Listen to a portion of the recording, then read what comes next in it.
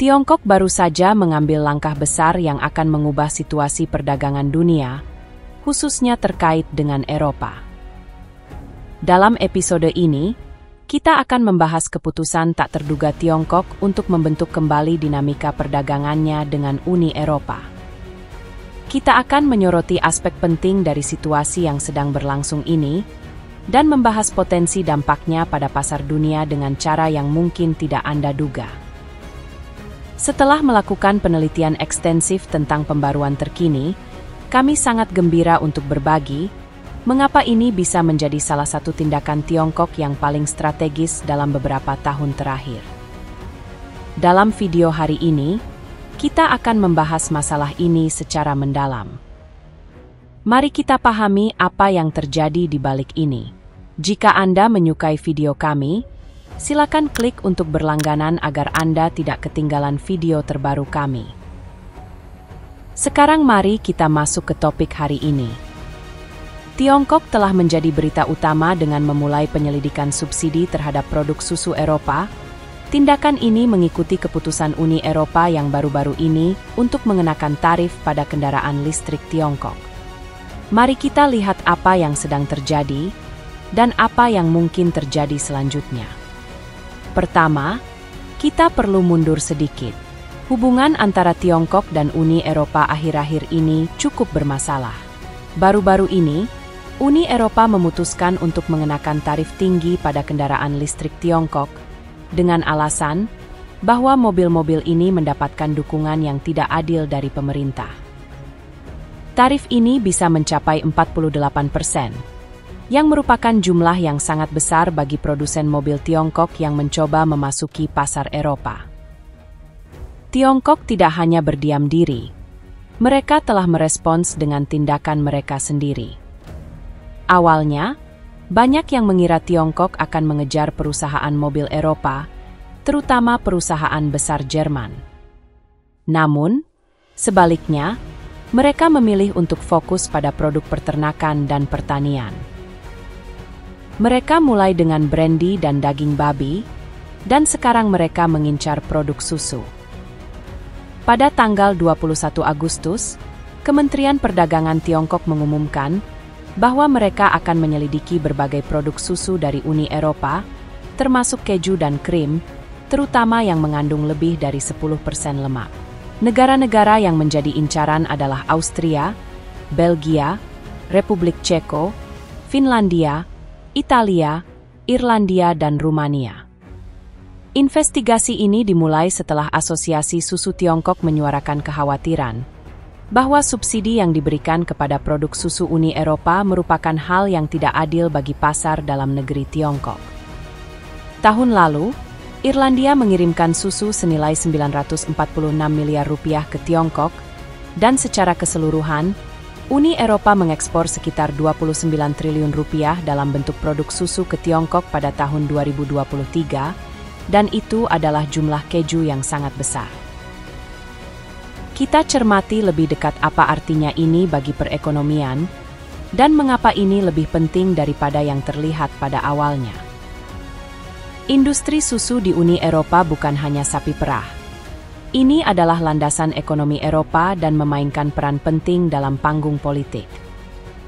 Para peternak Uni Eropa memiliki banyak pengaruh, dan pendapat mereka bergema kuat di kalangan politik. Awal tahun ini, kita melihat betapa kuatnya protes mereka menjadi berita utama dan memaksa para pembuat kebijakan untuk memperhatikan. Dengan menargetkan pertanian dan peternakan, Tiongkok tidak hanya memukul Uni Eropa secara finansial tetapi juga menyeret para peternak ke dalam pertikaian geopolitik, sehingga semakin sulit bagi para pemimpin Uni Eropa untuk mengabaikan konsekuensi dari pilihan perdagangan mereka.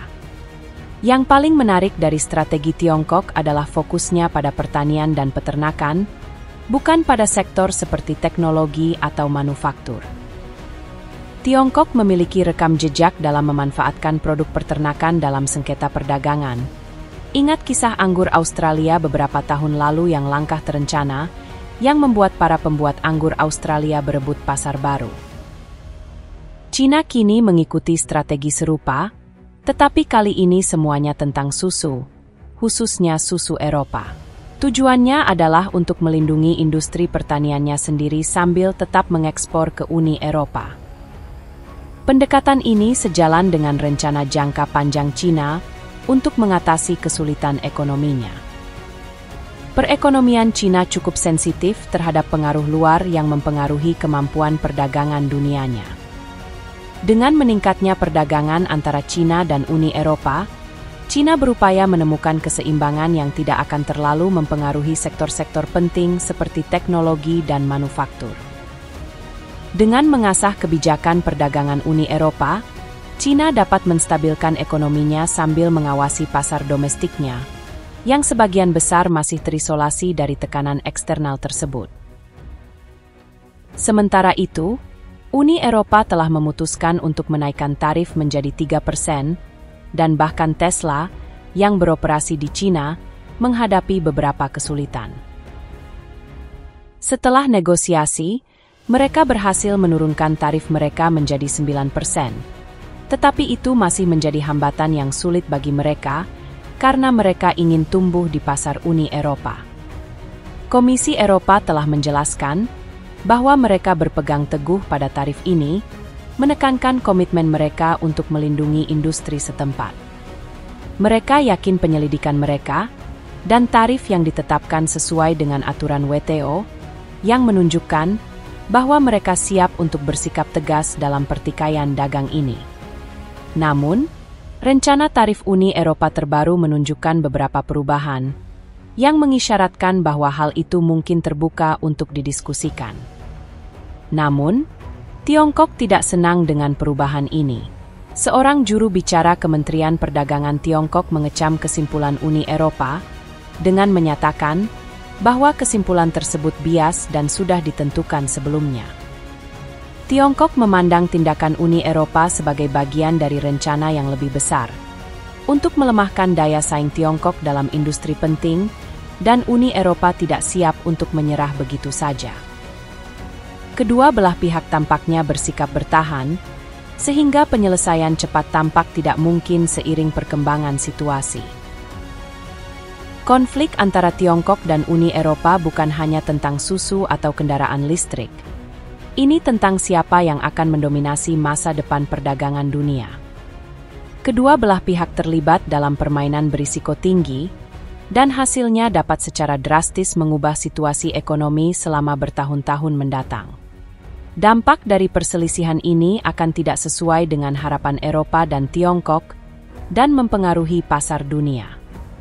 Semua orang mengamati untuk melihat bagaimana kedua kekuatan ekonomi ini menangani konflik yang meningkat ini, dan apakah mereka akan menemukan cara untuk meredakan ketegangan sebelum berubah menjadi sesuatu yang jauh lebih mengganggu.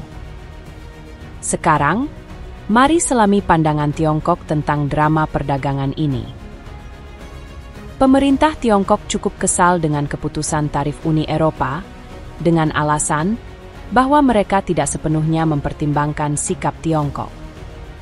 Beijing telah memberikan banyak dokumentasi untuk mendukung praktiknya, dan menekankan bahwa hal ini secara langsung menentang klaim Uni Eropa tentang persaingan tidak adil.